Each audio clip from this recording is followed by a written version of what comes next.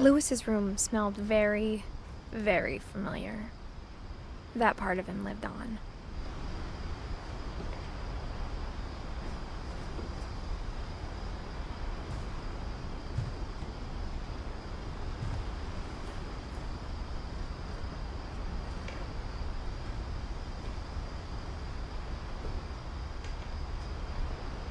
Lewis and I spent a lot of time playing games together, but he was surprisingly bad at them. He died a lot.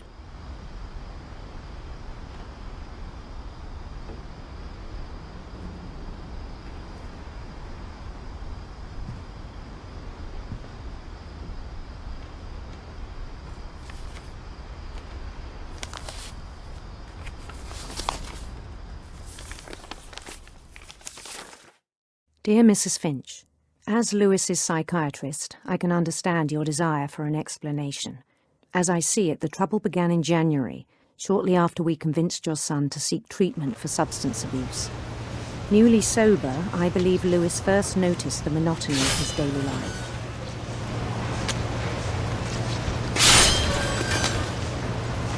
He kept working at the cannery, but he withdrew part of himself. In our sessions, I saw the same behavior. His mind began to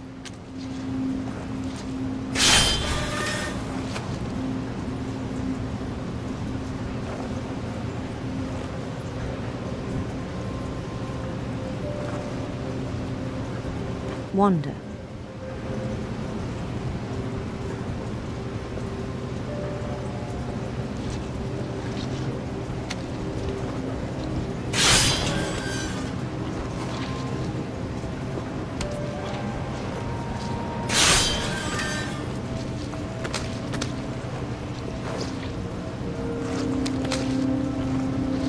I asked him to describe it. He said he started small, imagining a labyrinth.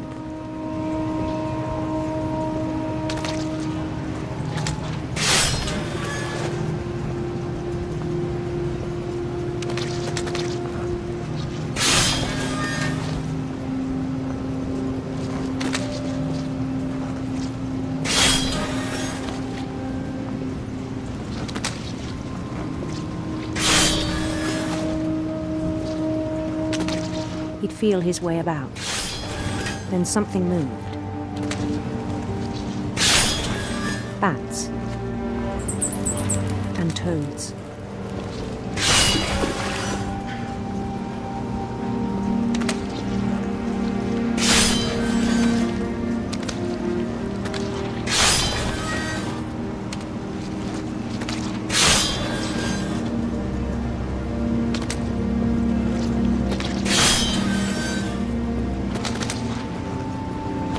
Things that have not names.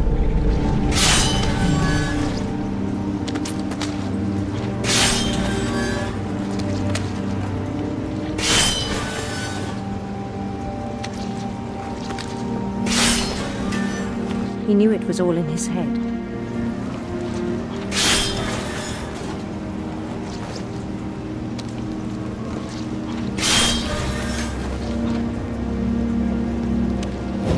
He took it very seriously. I had hoped he'd find himself.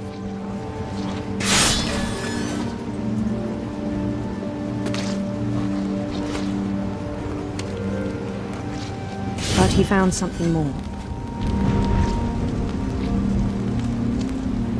I worried about him then.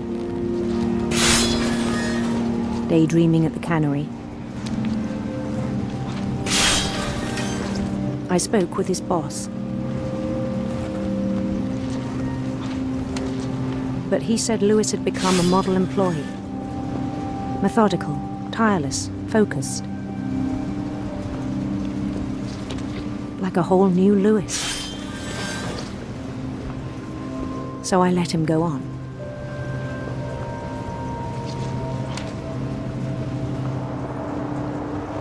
I even encouraged him. It seemed very promising at first. He told me he'd made a new friend.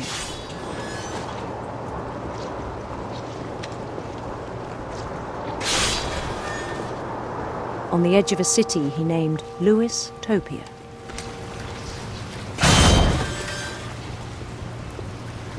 He built the city up slowly, brick by brick.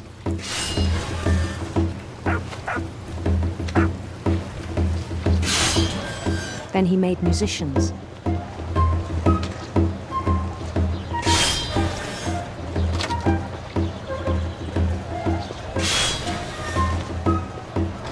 And songs for them to play. He talked about starting a band. And he was always humming something. Every day his imagination grew stronger.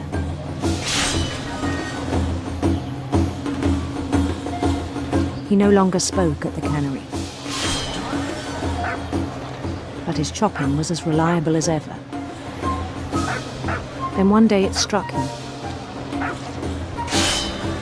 that all the cheering crowds, even the stones under his feet, were all in his imagination, so he could do whatever he wished.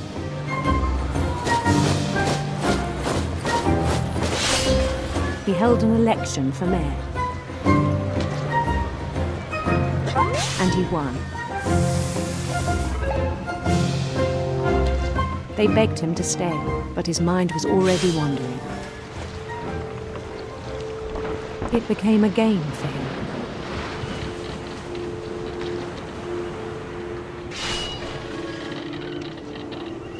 He'd conquer a city, then immediately push on.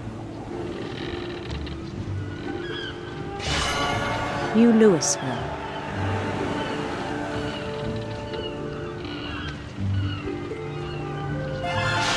St. Louis.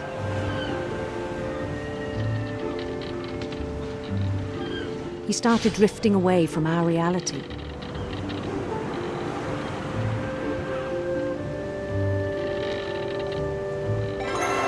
Minneapolis, until one day he forgot to go home from the cannery. Even as his mother pleaded with him, part of Louis kept sailing on.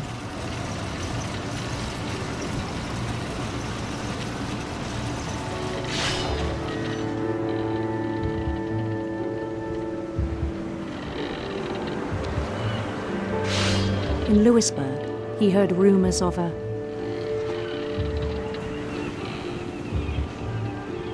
handsome queen.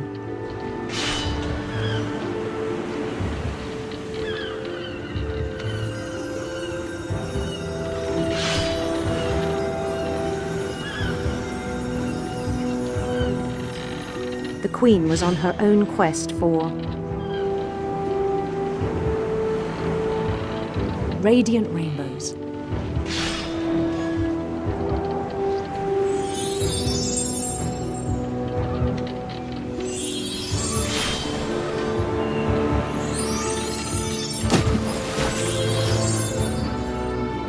He followed the sound of her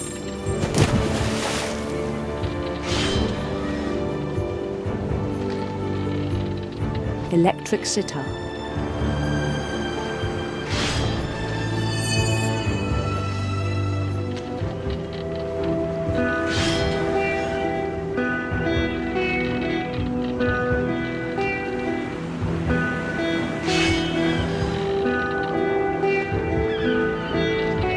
His chase led him to a golden palace east of the sun and west of the moon. Even then, his logic remained sound.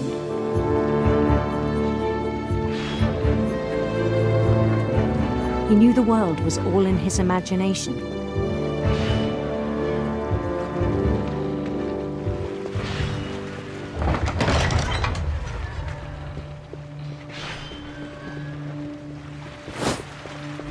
But he was so proud of having created it.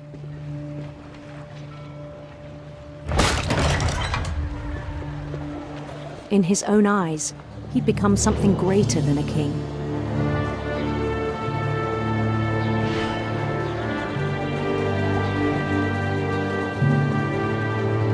For someone who'd never known success in the real world, I think it was overwhelming. And then Then it struck him that the real Lewis was not the one chopping salmon, but the one climbing the steps of a golden palace.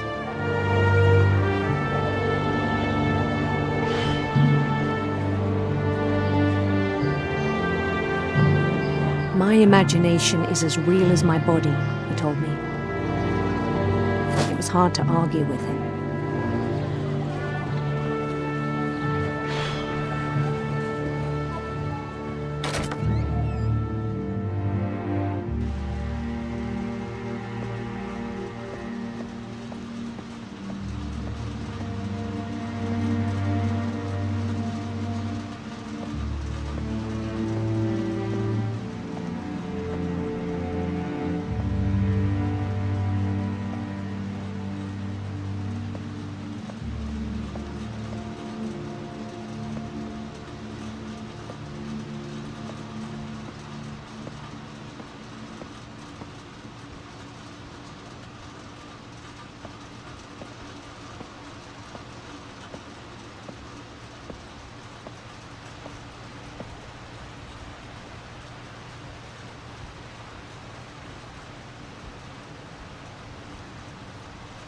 He began to forget the world we know.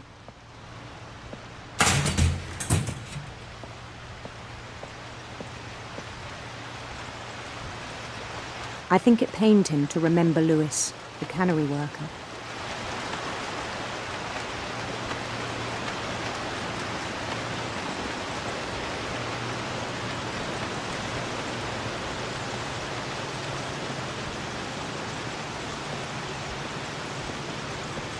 He began to despise the man with a royal contempt.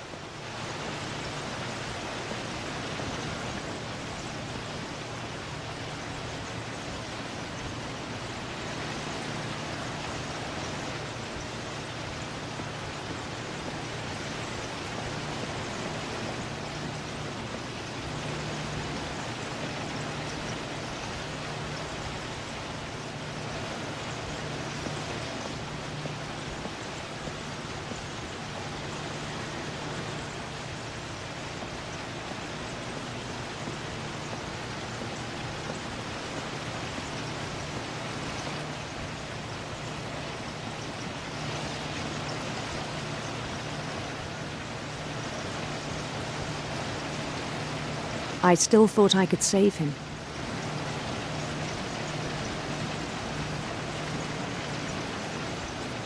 Even after he said he was being crowned king over all the lands of wonder.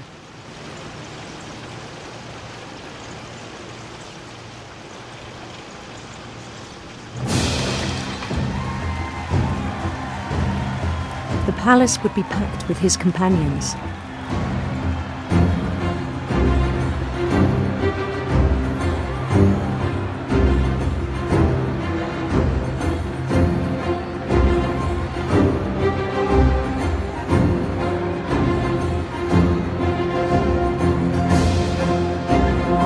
Including the wise Calico who'd insisted on inviting him.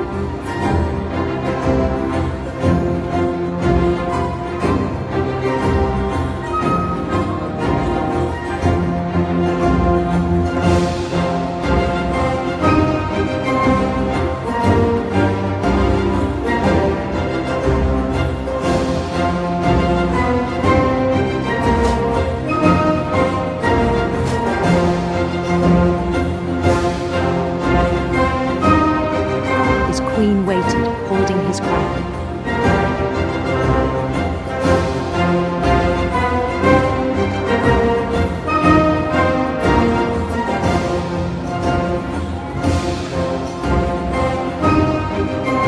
There was only one thing left to do.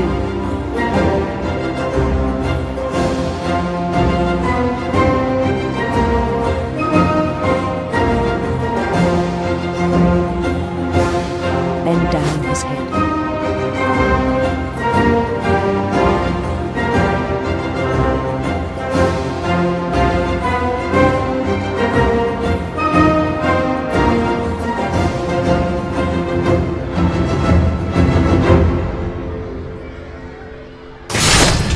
And the rest I think you know. Mrs. Finch, your son was a kind man who will be missed by all of us who knew him.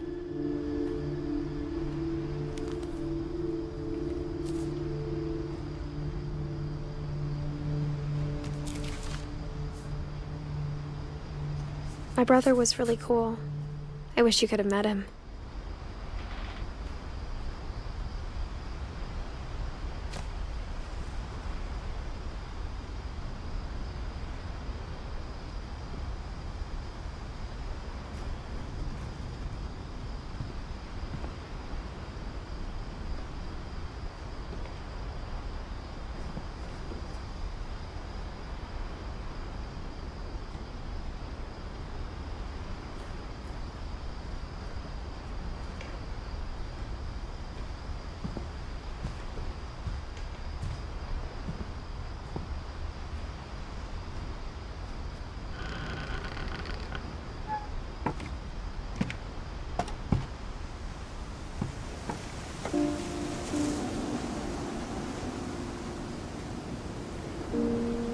On the way back from Lewis's funeral, my mom told me to start packing.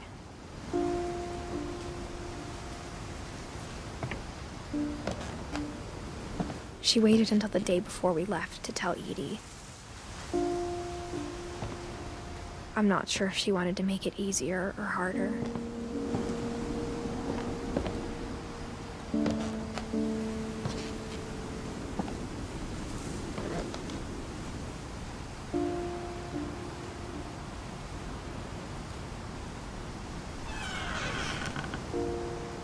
I wish we'd stayed.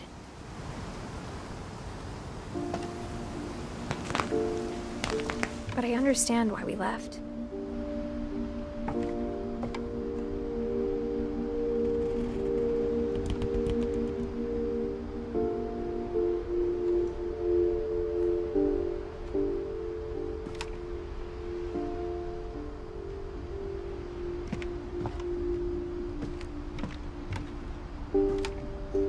My mom ended up leaving everything behind.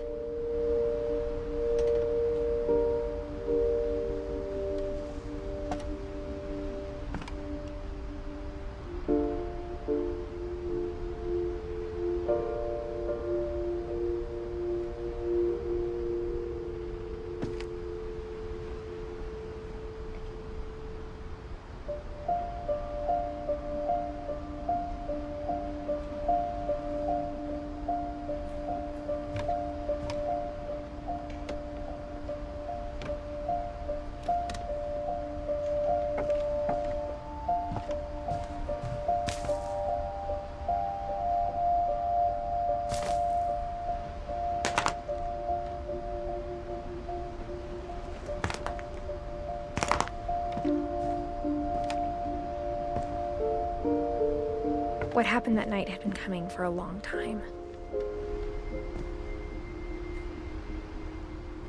Maybe it should have come sooner.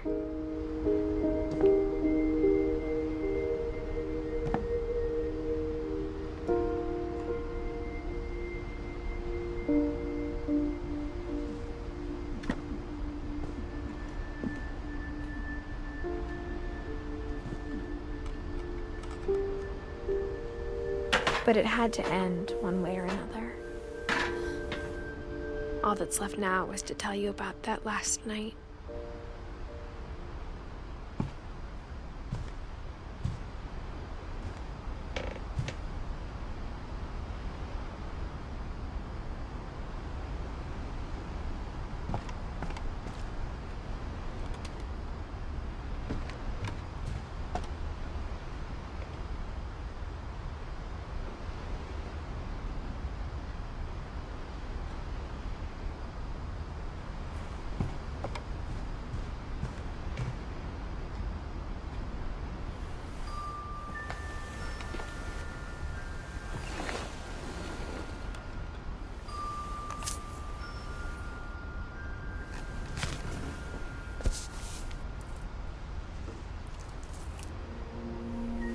That whole last day, Edie just watched us pack and didn't say a word. Until supper, when she raised her glass and said, "To our final night together, and all our final nights apart." Grandma, you know what I said about alcohol. Some of your medications are very Edith, specific. I left a present for you in the hallway. Why don't you go open it? The grown-ups have to argue now. I'm sorry, you're right.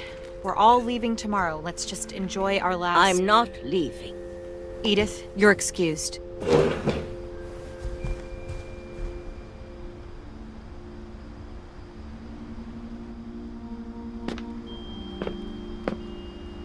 The power had been shut off that morning, but Edie always had plenty of candles. When my mom sealed the library, I don't think she knew about the other entrance.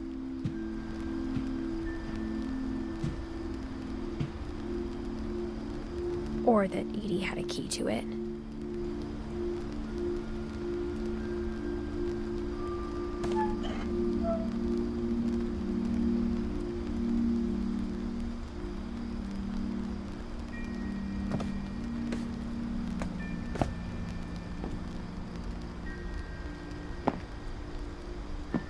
That thing you're afraid of isn't going to end when you leave the house.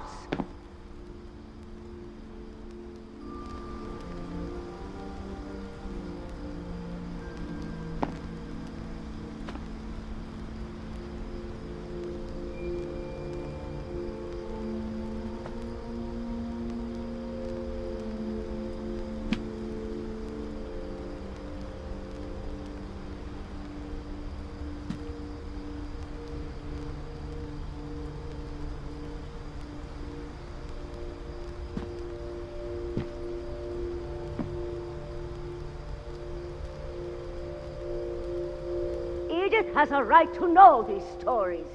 My children are dead because of your stories!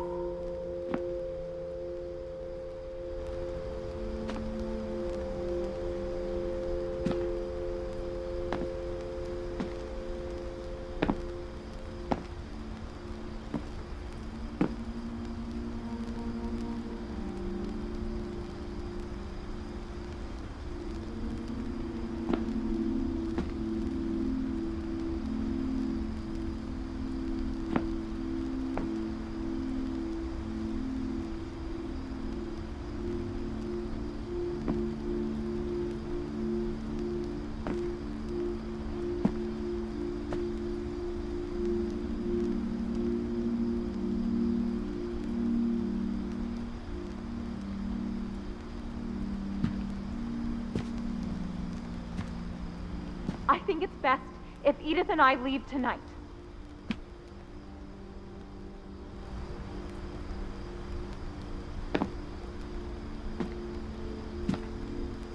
We'll have the nursing home send a van for you in the morning, okay?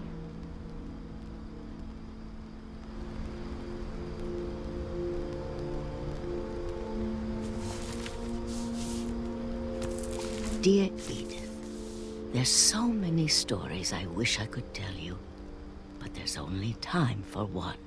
This is about what happened on the night you were born. That night, the tide went way, way out.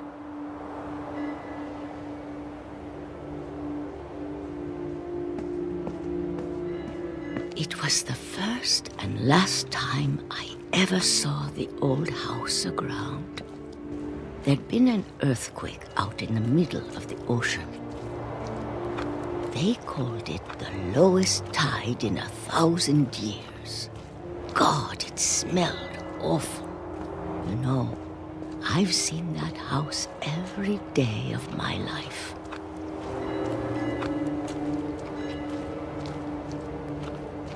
But I never thought I'd go back to it. When the fog rolled in, I lost my way.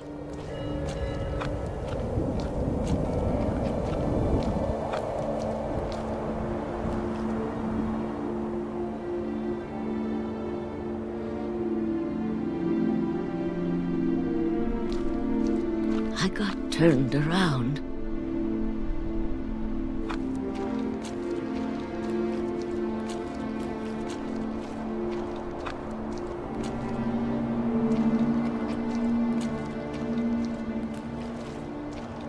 For a while, I wandered.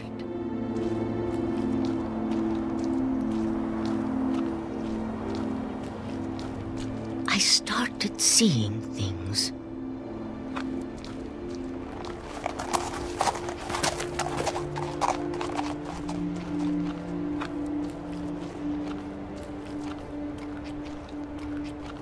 things I'd forgotten had ever existed.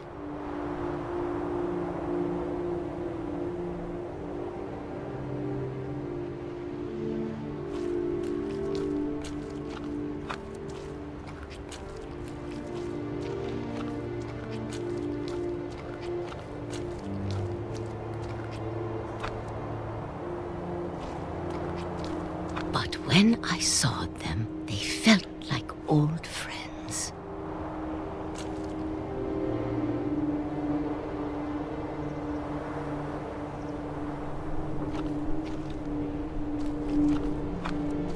That night, a lot of things came back to me.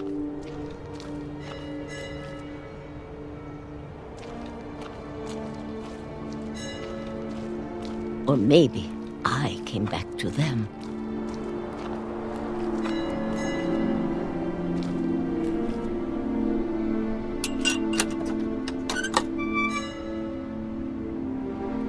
Things I can't explain, but that I need you to try and... Edith, what are you doing in here? It's mine! Edith! Mom, you're gonna rip it! Let go! I kicked and screamed, but Mom dragged me to the car. I never saw Great-Grandma Edie again.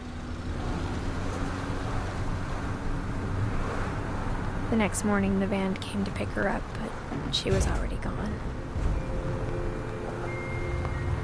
After that, we moved around a lot.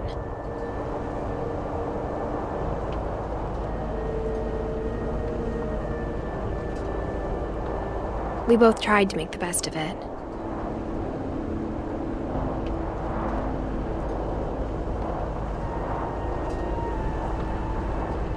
A few years went by.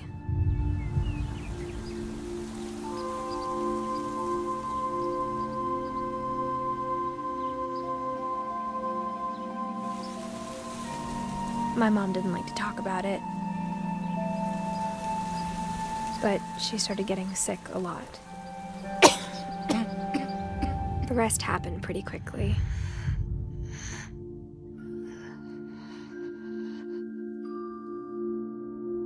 She got better for a while, and then she didn't. And then I was alone. The last Finch left alive.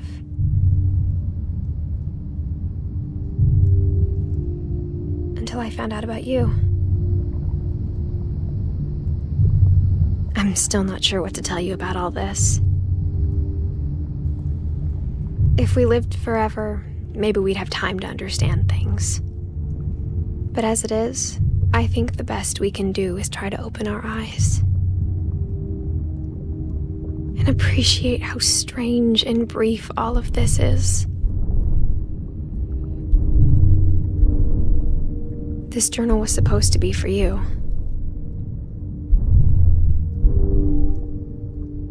But now I hope you'll never see it. I just want to meet you and tell you all these stories myself. But I guess if you're reading this now, things didn't work out that way.